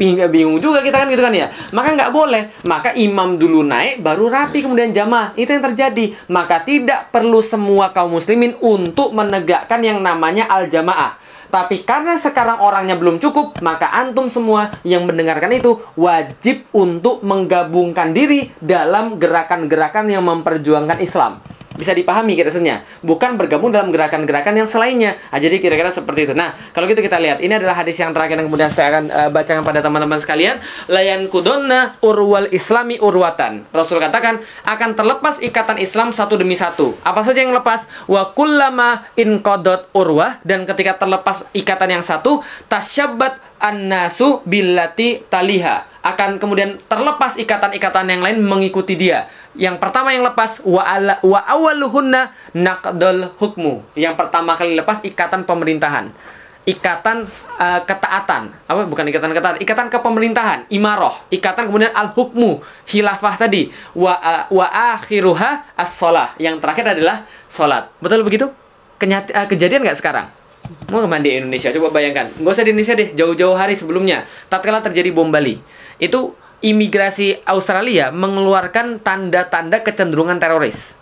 1, punya jenggot. Mas Kunta kena itu. Punya jenggot, cenderung teroris. 2, nama-namanya Islami. Ahmad, kena lagi Udin, yang ada Udinnya tuh kena semua. Farudin, Burhanuddin, Felix enggak. Felix Xiao enggak, bebas kan ya. Jenggot enggak ada, nama enggak Islam ya, itu kan dicurigai. Nah, yang ada Udin itu kemudian akan kena semuanya. Nama Islami pakai jenggot. Kemudian yang ketiga apa? Yang ketiga, sholatnya berjamaah.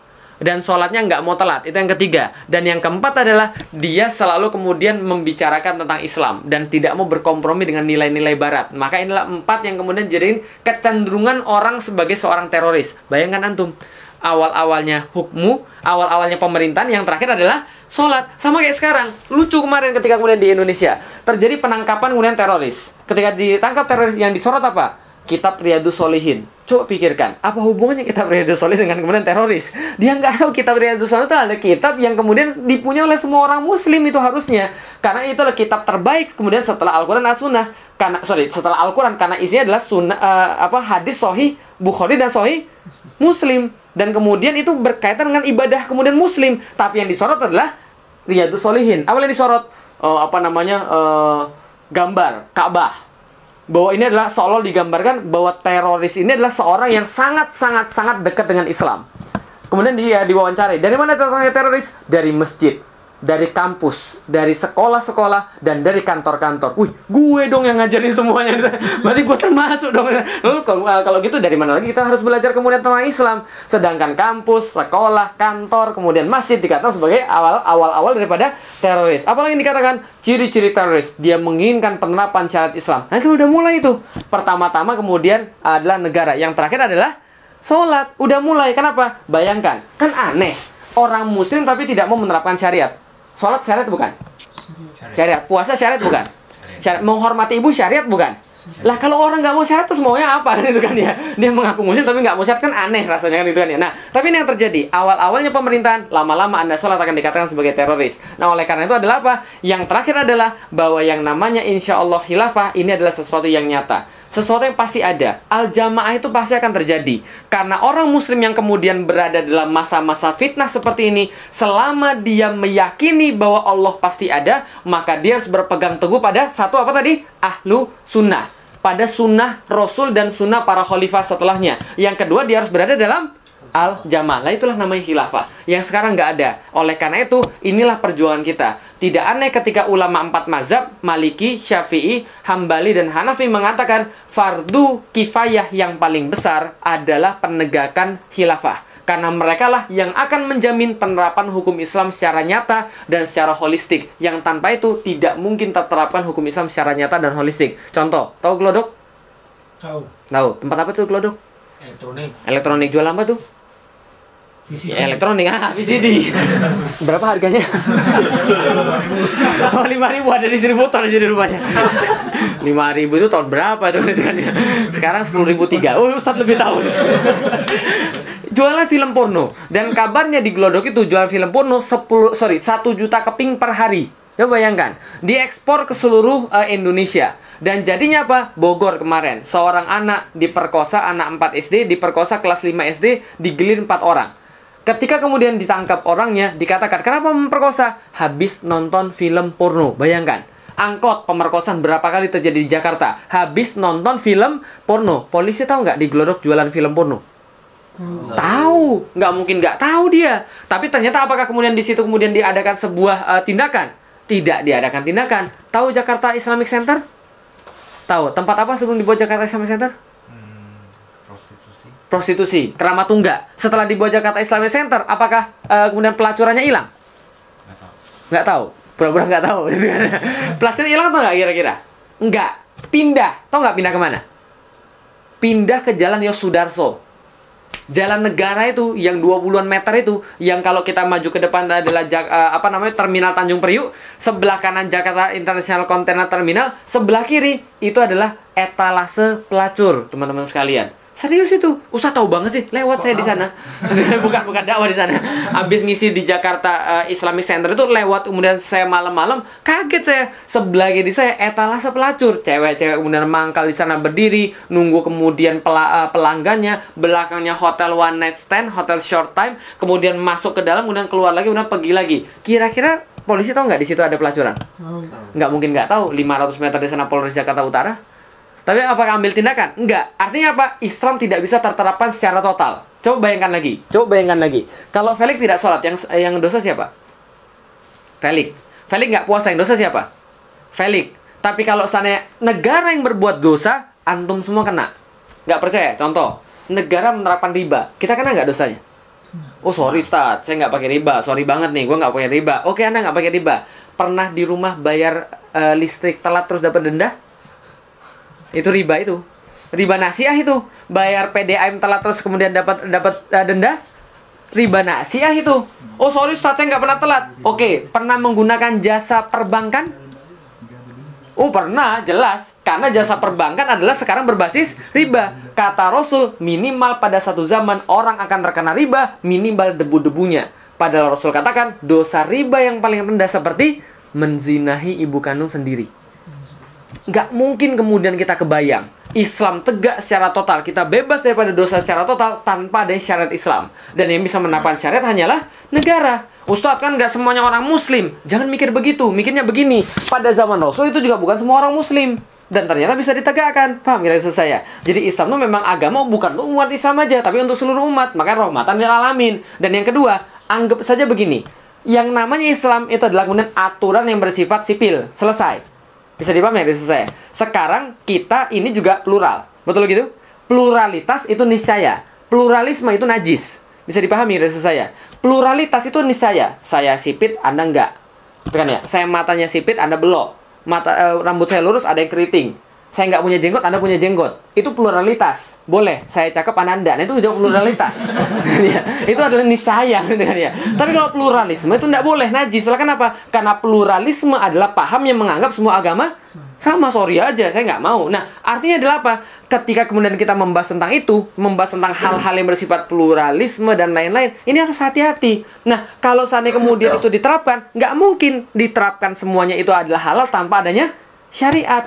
Gitu loh. Jadi syariatlah kemudian bisa menerapkan semuanya. Anggap aja begini deh. Kita semua ini adalah plural. Sekarang diterapkan sistem apa? Sistem Islam bukan? Bukan. Plural kita diterapkan bukan sistem Islam. Artinya apa? Kita terpaksa nanggung dosa. Yang kayak tadi coba bayangkan. Sedangkan kalau seandainya kita terapkan Islam, ada nggak yang rugi? Gini deh. Logika bodoh ya. Boleh ya? Logika bodoh ya. Logika bodohnya begini. Kalau Anda mau korbankan 15 atau korbankan 85, Anda korbankan 85 atau korbankan 18? Korbankan 18 atau korbankan 85? Apanya yang dikorbankan? Taruh gini, kita punya 100 ayam. 15 berpenyakit. Lebih baik kemudian bunuh 15 berpenyakit, bunuh 15 atau kemudian yang kemudian 85 mati? Bunuh 15. Logika bodohnya kan begitu. Contoh begini, kita 100% di Indonesia. 15% non-muslim, 85% muslim. Diterapkan aturan non-muslim, diterapkan aturan yang bukan Islam sekarang. Artinya apa? 85% dosa. 15% tetap dosa juga. Itu kan ya. Nah, sekarang kalau kita terapkan Islam nih, 15% merasa nggak enak. Yang 85 selamat. 15 dosa, 85% selamat. Dibandingkan 85% dosa, yang 15 dosa. Mendingan mana? Mendingan terapkan Islam. Logika bodohnya kan begitu. Tapi logika pintarnya, ketika diterapkan Islam, orang non-muslim pun akan sejahtera. Itu yang terjadi pada Kristen Koptik. Itu yang terjadi pada orang-orang di Syria ketika mereka mau diterapkan Islam. Artinya adalah apa? Khilafah adalah jalan satu-satunya untuk menerapkan Islam secara total. Karena itu kita bebas daripada dosa. Ustaz berarti dosa juga dong? Iya, saya dosa juga. Saya kemudian kena juga dosa riba. Saya kena juga dosa-dosa yang lain. Kenapa? Karena tidak diterapkan aturan Islam. Berarti inilah cara Islam bangkit. Terakhir, saya ingin kasih satu retorika lagi. Coba bayangkan begini sekalian. Islam hancur mulai dari abad keberapa?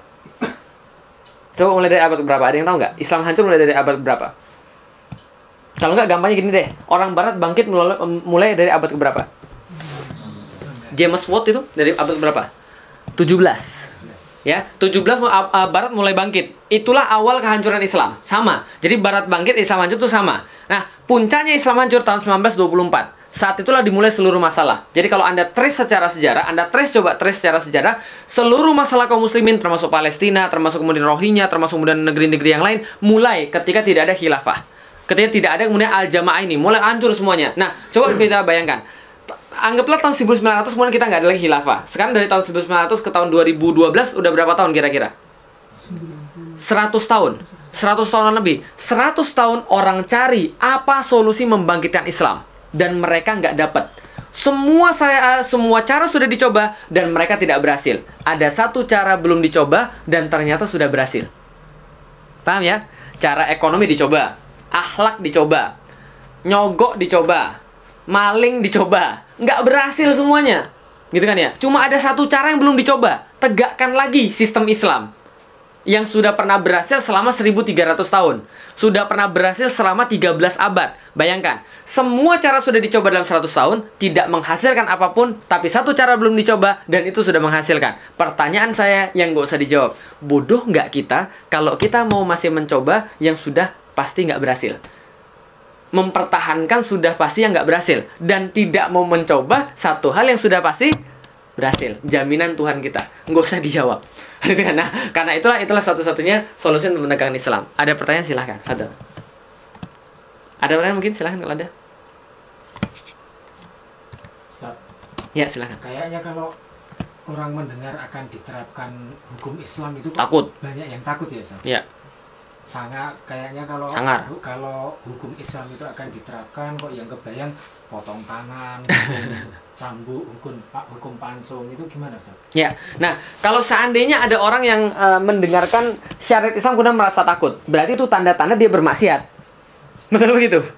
Sorry, saya pernah ngomong begini sama bapak saya. Pi, setuju nggak dengan penerapan syariat Islam? Bapak saya bilang, bodoh banget, bodoh amat. Saya nggak berzina, jadi saya nggak takut dirajam. Saya nggak pernah maling, saya nggak takut dipotong tangan. Lah kalau seandainya memang baik, ya kenapa tidak? Saya katakan, Pi, coba bayangkan. Kalau di dalam syariat Islam, Papi cuma bayar jizyah. Tidak usah pajak-pajak yang lain. Nggak usah pajak pertambahan nilai, nggak usah pajak bumi dan bangunan, nggak usah pajak barang mewah, nggak usah pajak yang macam-macam. Cuma bayar satu aja, jizyah. Jizyah berapa, Lik? Zamannya Umar bin Khattab, jizyah itu antara 4 sampai 6 dinar. Yang lain belum tahu mungkin Papi agamanya apa. Oh, bapak saya masih non-muslim. Nah, jadi kemudian 4 sampai 6 dinar. 4 dinar itu 1 dinar sekitar 2 juta. Kalau 4 dinar berarti 8 juta. 6 dinar berarti 12 juta. Berarti 8 sampai 12 juta 1 tahun. Bisa kebayang nggak? Jepang pajaknya berapa? Ngeri banget itu kan ya. Nah, mana nggak mau dia? Ya nggak ada masalah. Asal kenapa? Dia nggak berzina, dia nggak mencuri. Ya kenapa dia takut? Berarti kalau yang protes dan takut itu berarti jangan-jangan dia berzina. Jangan-jangan dia maling. Dan ternyata apa terjadi? Fakta membuktikan selama 1300 kemudian Islam berjaya, jarang sekali orang dipotong tangan. Jarang sekali orang kemudian dirajam. Kenapa? Karena dilakukan tindakan-tindakan preventifnya. Coba antum bayangkan. Antum nggak bisa nikah di nikah negara. Tidak ada film-film porno. Tidak ada buku-buku porno. Kalau masih terangsang juga, keterlaluan. Paham kira-kira saya? Anda nggak cukup 1, boleh 4. Nggak bisa dinikahin sama negara. Coba bayangkan. Masih juga main-main. Bener-bener antum berarti memang parah. Antum nggak punya kerjaan, dikasih kerjaan. Antum nggak punya keahlian, diajari biar punya keahlian. Masih maling juga, klepto itu berarti. Jadi paham ya saya.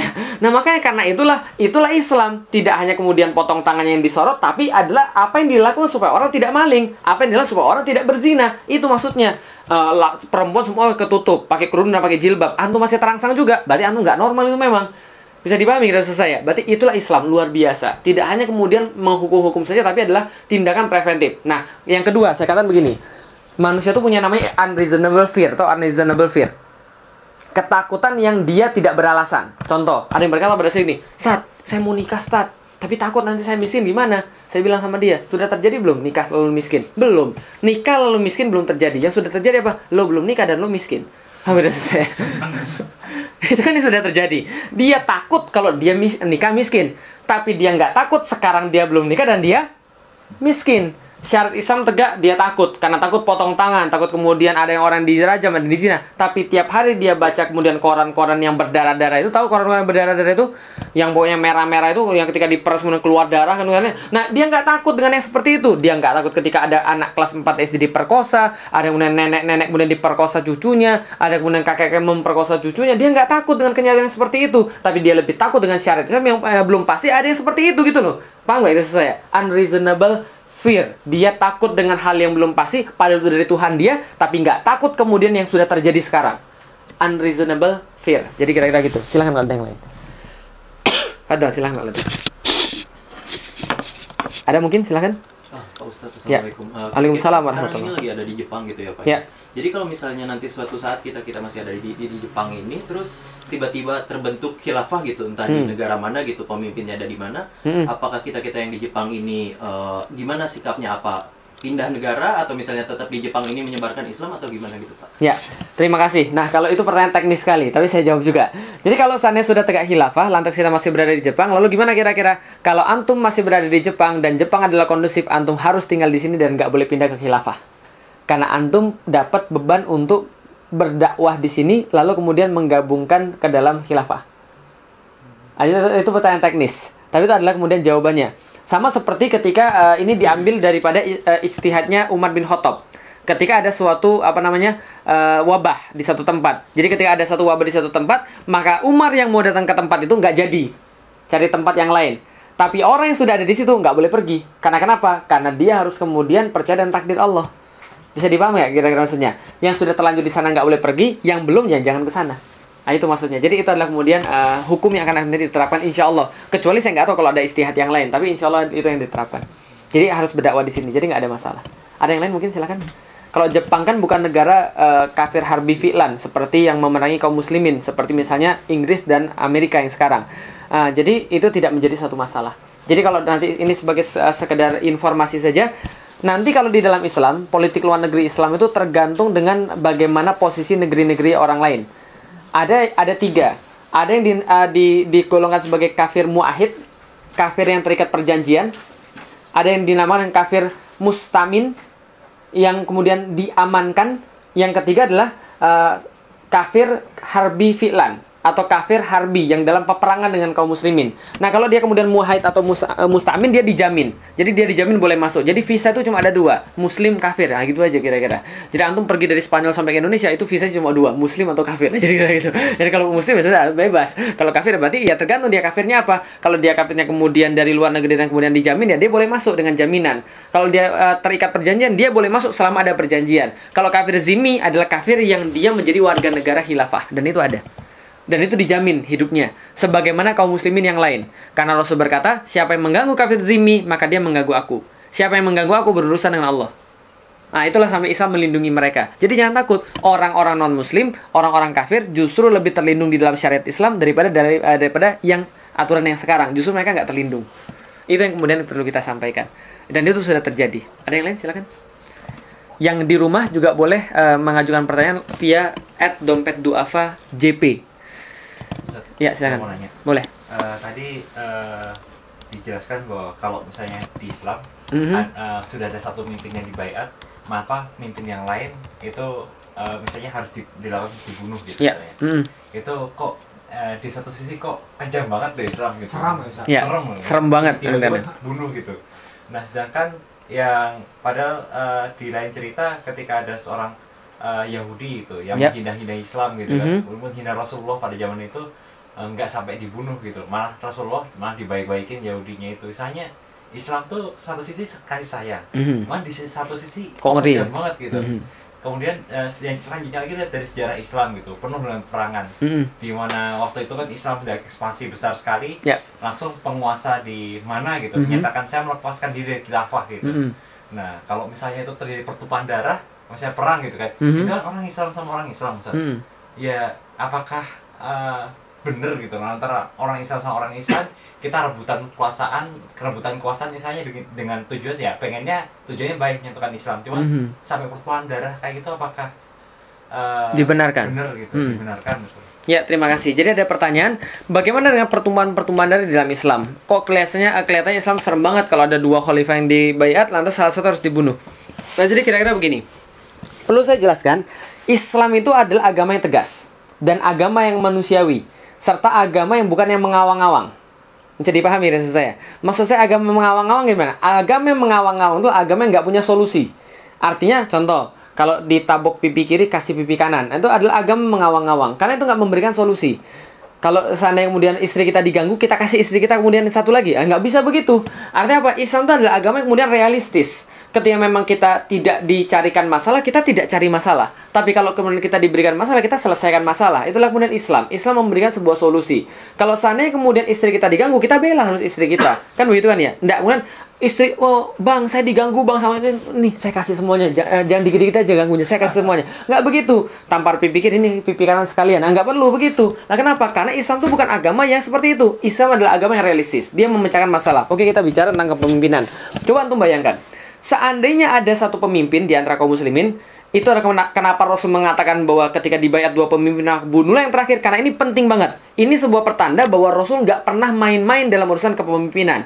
Maka sahabat sampai menunda pemakaman Rasul 3 hari gara-gara mencari pemimpin. Bayangkan, di dalam Islam salah satu yang harus didahulukan adalah menguburkan mayat. Apalagi mayat seorang Rasul, Nabi. Tapi hatta mayat seorang Rasul dan Nabi dimakamkan 3 hari kemudian. Karena para sahabat tahu bahwa memilih pemimpin jauh lebih penting.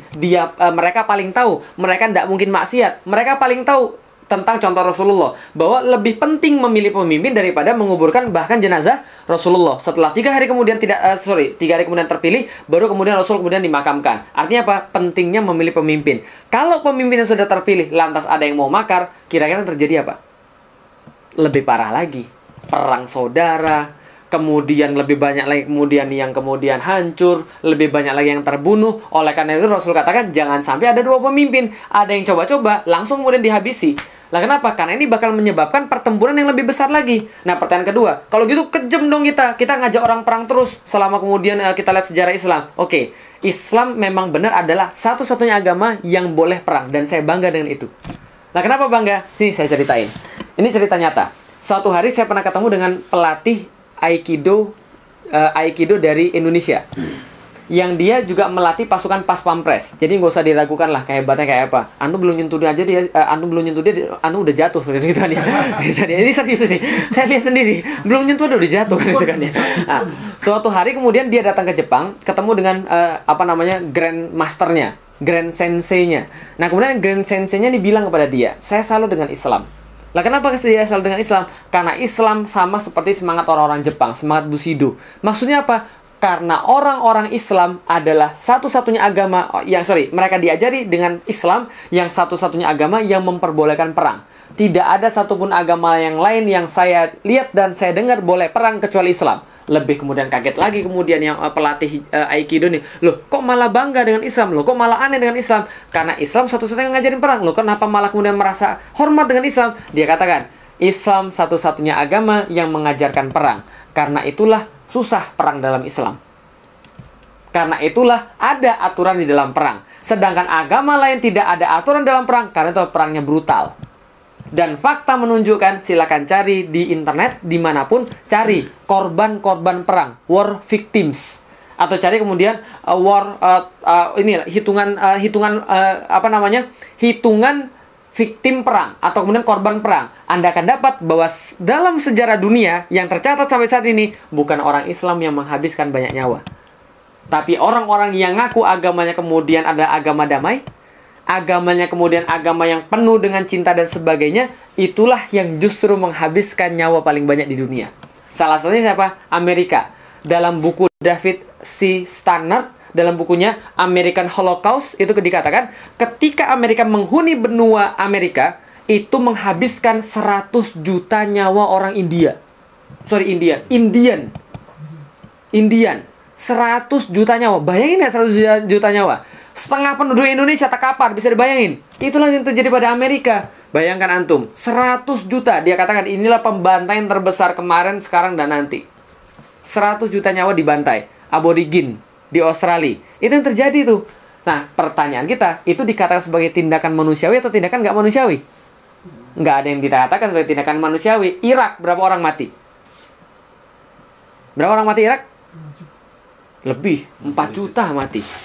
Irak, belum lagi kemudian perang dunia pertama dan kedua. Islam itu bukan, Islam itu jihad, dan jihad itu punya aturan. Nggak boleh bunuh anak-anak, orang tua, wanita-wanita, jangan membunuh, bakar pohon tempat berteduh, nggak boleh, membumi hanguskan kota, nggak boleh. Aturannya begitu luar biasa. Ada orang kemudian sudah menyerah, jangan berlebih-lebihan, itu aturan Islam. Setelah dia ketangkep pun bisa kita tebus dengan uang, itulah aturan Islam. Luar biasa memanusiawikan. Yang kita perangi bukannya kemudian rakyatnya, yang kita perangi adalah kekufurannya. Coba bayangkan, Jepang bom Pearl Harbor, Jepang bom militernya, Amerika bom apanya? Kotanya. Hiroshima, Nagasaki, coba bayangkan. Itu sipil itu yang mati itu, bukan pengguna orang-orang perang. Tapi ada nggak yang bilang bahwa Amerika kejem banget sejarahnya? Nggak ada. Padahal kemudian sejarah Amerika ditulis dengan darah. Nah, tapi orang bilang sejarah Islam ditulis dengan darah gara-gara Islam memperbolehkan perang. Padahal Islam mengatur perang supaya Islam lebih teratur. Supaya perang lebih teratur. Dan faktanya kita jarang mengorbankan nyawa orang. Justru sebaliknya. Justru kita kemudian memberikan peradaban yang luar biasa, berbeda dengan agama-agama yang lain. Nah, jadi kesimpulannya adalah yang namanya Allah perintahkan itu pasti yang paling baik buat manusia, dan itu adalah agama Islam. Jihad itu bukan untuk kemudian mengakibatkan kerusakan, tapi untuk membela apa yang harusnya dibela. Kalau nggak jihad, kita nggak tahu lagi. Kalau kita kemudian disuruh perang, ada orang nyerang kita bilang Rasul mencontohkan kita jangan balas. Karena Rasul selalu berbuat baik pada orang-orang Yahudi. Misalnya, kita jangan berbiaran kita ditembakin mati. Itu justru nggak benar. Kita nggak membela istri kita, nggak membela anak kita. Itu nggak boleh. Lah, faktanya Rasul ketika dihina, beliau nggak balas. Betul. Karena beliau secara pribadi, nggak pernah beliau marah kalau beliau dihina. Tapi sebagai umatnya, wajib kita marah kalau beliau dihina. Ingat baik-baik. Wajib kita marah ketika beliau dihina. Dan ingat baik-baik, satu masa ada seorang istri yang menghina Rasulullah, kemudian langsung dikapak mati oleh suaminya, dan dikatakan oleh Rasulullah, dan Rasul diam. Takrir Rasul, diamnya Rasul, mengatakan oleh para ulama akhirnya menyimpulkan hukuman mati pada orang yang menghina Nabi itu adalah halal. Ya, jadi itu bukan kata Felix, tapi kata ulama. Ya seperti itu memang yang terjadi. Gitu loh. Nah, jadi kira-kira seperti itu. Oke, ada yang lain? Silahkan. Silahkan, boleh. Ini antara satu hal yang praktis sama hal yang agak jelimet gitu, Ustaz. Ya. Tadi kan bilang bahwa kalau emang hukumannya tadi kan dibunuh kan. Tapi apakah semerta-merta ketika ada satu pimpin yang baiat, pimpin yang kedua dibunuh gitu? Kalau misalnya gitu ya, kalau dalam ajaran Islam ya, saya bisa aja berlakukan komplotan gitu kan. Ya langsung saya jadi pemimpin yang pertama gitu, minta berapa orang, ya setengah grup aja baiat saya jadi pemimpin yang pertama. Sedangkan sah nggak masalah gitu. Yeah. Tapi kemudian ada muncul lagi pemimpin yang kedua, tek gitu kan. Sedangkan dia kalau menurut hadis itu dia pemimpin yang kedua dong. Berarti pemimpin yang kedua itu diklaim gitu. Jadi dia pemimpin kedua walaupun mungkin secara sah lebih adil, sedangkan yang pertama nggak adil gitu kan.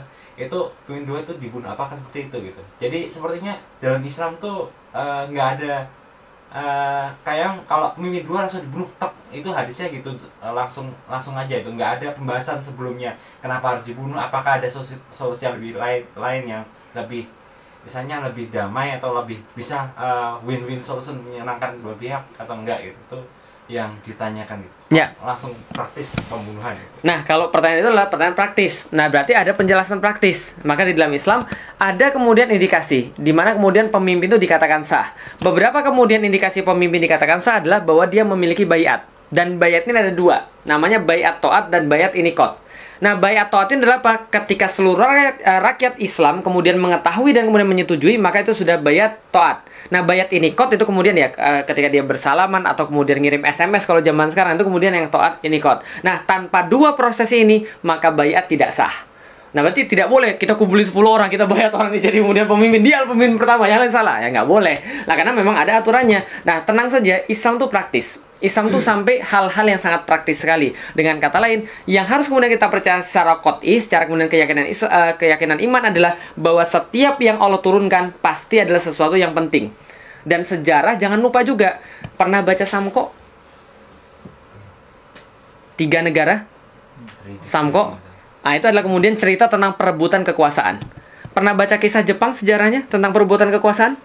Daimyo itu? Pernah kan ya? Pernah baca kisah Indonesia tentang perebutan kekuasaan? Itulah karena tidak ada aturan bahwa satu pemimpin untuk seluruh seluruh orang. Nah, dengan kata lain Islam tuh logis. Nah, cuma untuk menjamin satu yang logis ini, satu pemimpin gimana caranya? Nah, itulah kemudian Islam. Kemudian diberikan sebuah aturan bahwa jadi gini ceritanya. Jangan pikirin Islam diterapkan dalam kondisi yang sekarang. Jangan pikirin Islam diterapkan dalam kondisi kayak Pilkada Jakarta. Gitu loh, dimana orang-orang pengen jadi pemimpin. Tidak ada cerita seperti itu. Dalam Islam, orang nolak jadi pemimpin.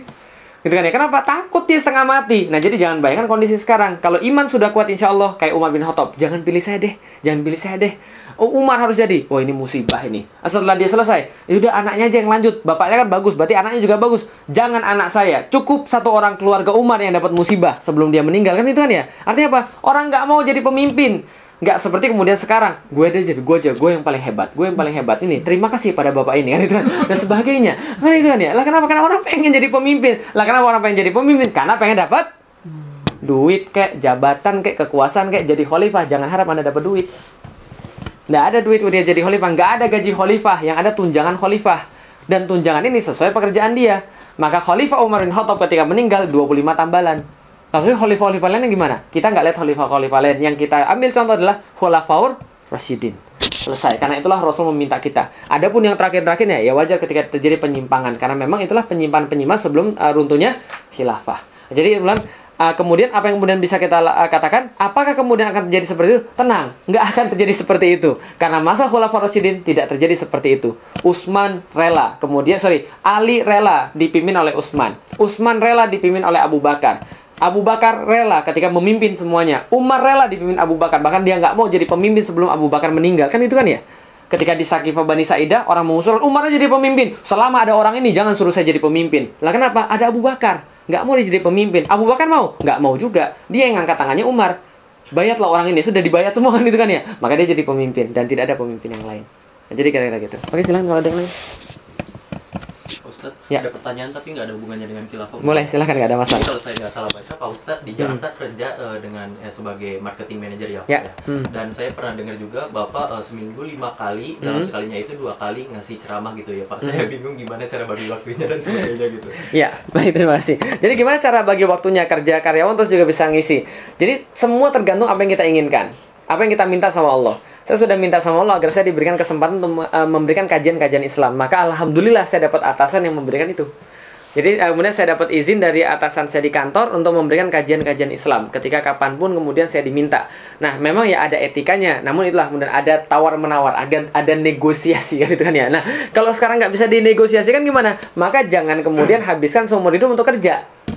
Harus kemudian ada pikiran bahwa kita nggak akan selama-lamanya seperti ini gitu loh maksudnya. Bahwa ada sesuatu yang lebih mulia yang harus kemudian kita lakukan. Lalu duit dapat dari mana? Kalau Anda yakin duit Anda lebih banyak lagi. Duit itu nggak usah pikirin.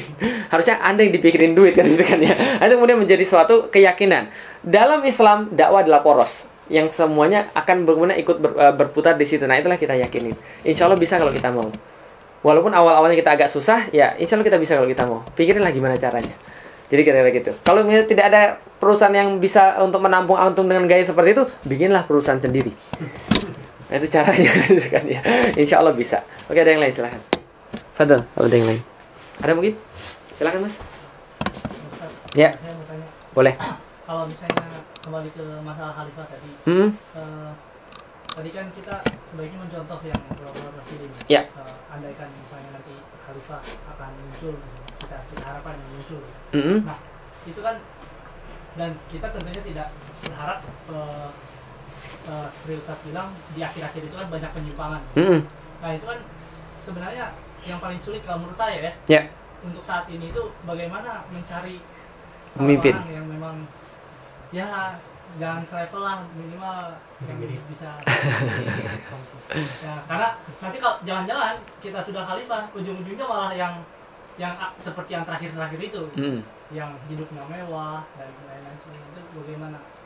Ya, baik, terima kasih. Nah, lalu gimana cara kita memimpin pemimpin supaya kita nggak dapat yang terakhir-terakhir itu, yang kemudian mewah-mewah dan sebagainya. Pertama-tama, kalaupun seandainya pemimpin itu bermewah-mewahan, lalu kemudian dia bermaksiat secara pribadi, tapi dia masih mau menerapkan Islam, itu jauh lebih baik daripada kondisi yang sekarang. Tapi jangan terapkan omongan saya dalam kondisi yang sekarang ya, gitu kan ya. Memilih di antara yang buruk, nggak ada cerita begitu. Tapi kalau dia sudah menerapkan Islam, betul, itu ada kemudian dalilnya. Dalilnya begini. Suatu saat Imam Ahmad ditanya, setelah kemudian sendinya lepas gara-gara kena cambuk khalifah, nama khalifahnya Mu'tasim. Mu'tasim itu adalah orang yang sama yang sering kita sebut-sebut orang yang membela seorang muslimah yang ditarik kerudungnya di daerah di daerah Romawi. Ketika seorang muslimah ditarik kerudungnya di daerah Romawi, dia kerahkan pasukan yang pangkalnya ada di Baghdad, ujungnya ada di situ.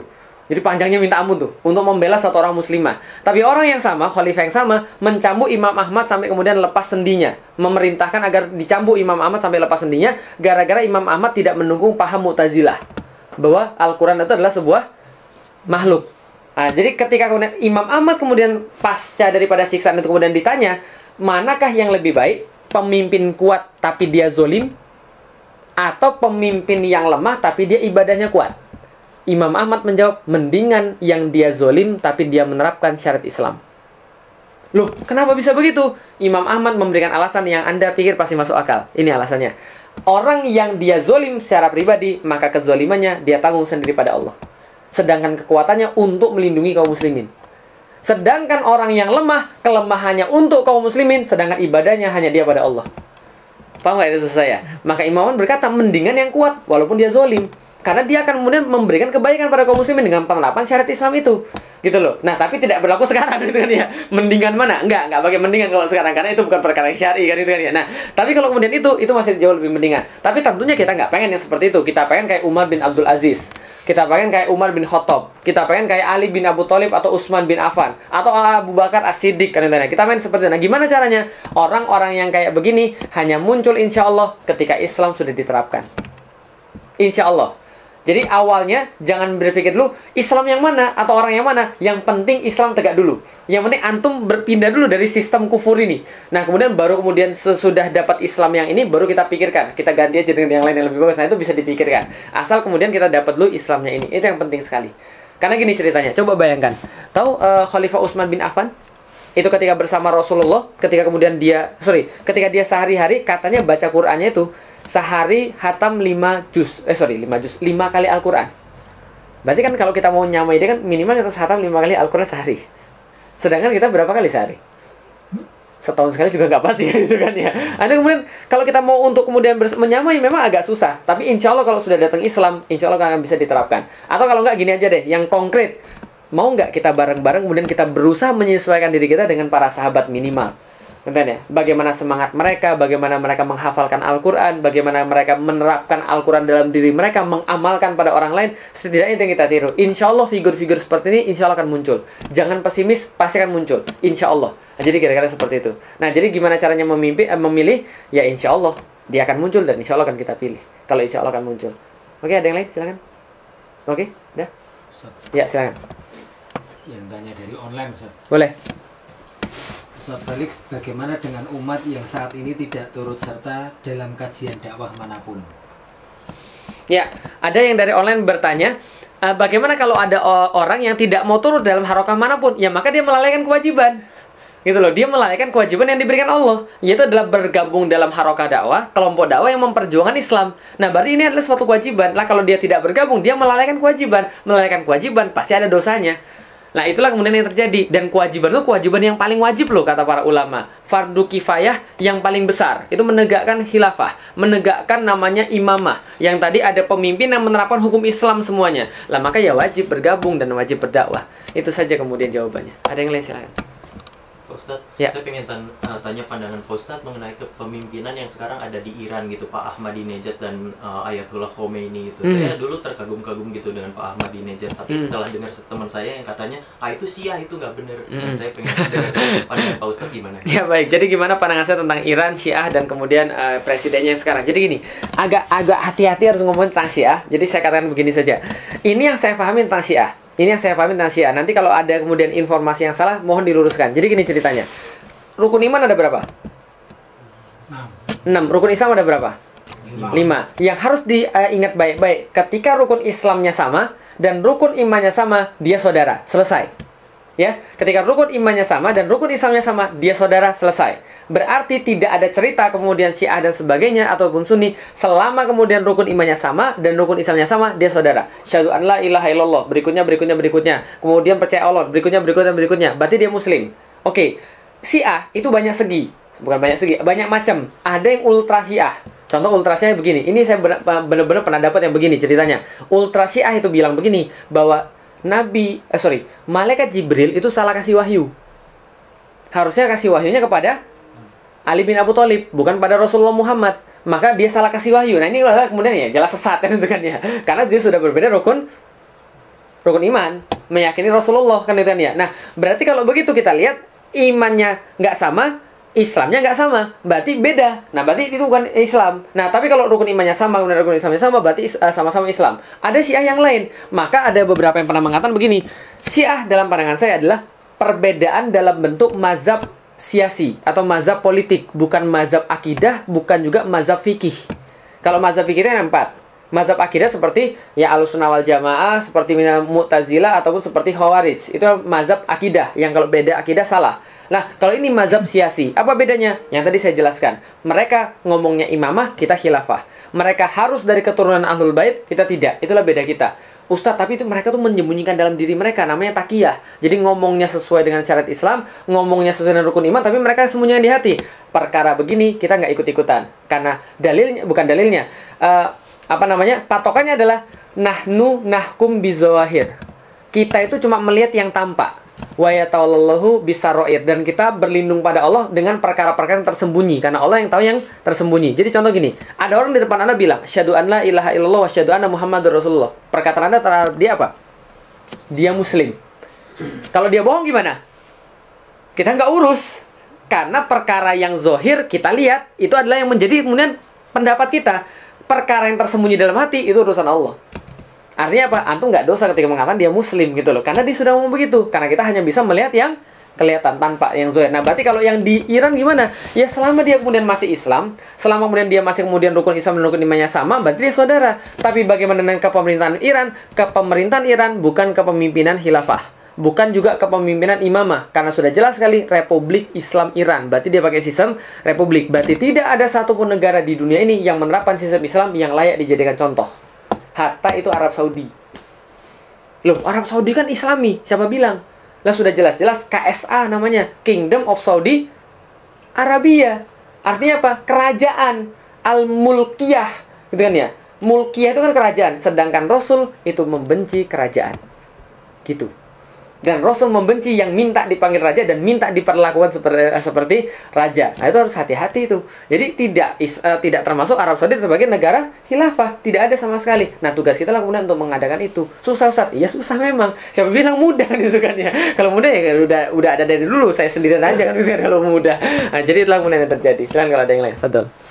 Ada mungkin?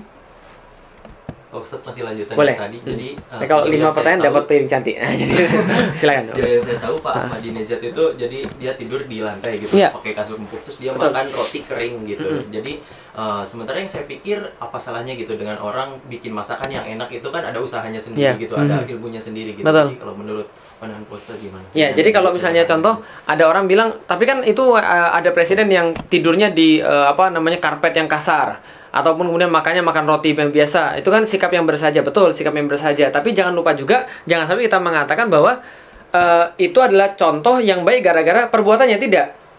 Karena perbuatan itu bisa dilakukan oleh biksu juga. Bahkan biksu lebih parah, nggak makan dia itu kan ya. Makanya bukan hanya roti. Nah, tapi kalau tujuan itu adalah untuk hidup sederhana, yaitu insya Allah adalah zuhud di dalam Islam namanya. Zuhud itu apa? Tidak memerlukan dunia. Nah, jadi bukan tidak punya duit ya. Tidak memerlukan dunia. Jadi dia dapat duit, dia mudah keluarkan. Ketika dia dapat harta, dia mudah keluarkan. Karena dia tidak terikat dengan dunia. Itu zuhud maksudnya. Jadi orang kaya bisa zuhud, orang miskin bisa nggak zuhud. Paham nggak maksudnya? Orang kaya bisa zuhud, orang miskin bisa nggak zuhud. Kalau dia minta-minta terus, kan itu kan ya. Minta-minta supaya kaya terus. Kemudian senang dengan kemudian kaya, senang dengan harta dan sebagainya. Nah, artinya salah nggak kalau seperti itu? Nggak salah. Salah nggak kalau kita makan enak? Nggak salah juga. Berarti yang salah apa? Yang salah adalah makan enak nggak ingat Allah dan makan nggak enak nggak ingat Allah. Nah, itu yang salah.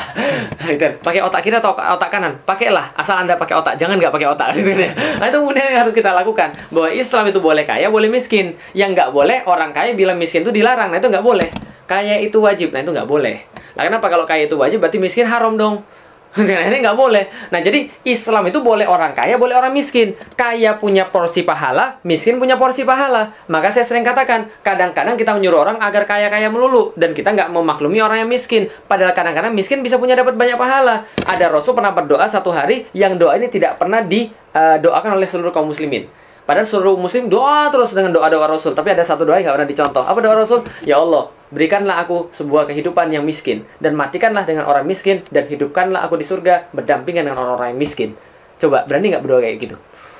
Nggak berani kan ya? Apalagi ada doa yang begitu gitu maksudnya. Artinya apa? Miskin itu tidak haram maksudnya gitu loh maksudnya. Jadi miskin ada keuntungan, kaya ada keuntungan. Kaya bisa sedekah, miskin pun bisa sedekah. Kaya ada pertanggungjawabannya, miskin pun ada pertanggungjawabannya. Tapi pertanggungjawaban orang kaya lebih panjang, itu aja gitu kan ya.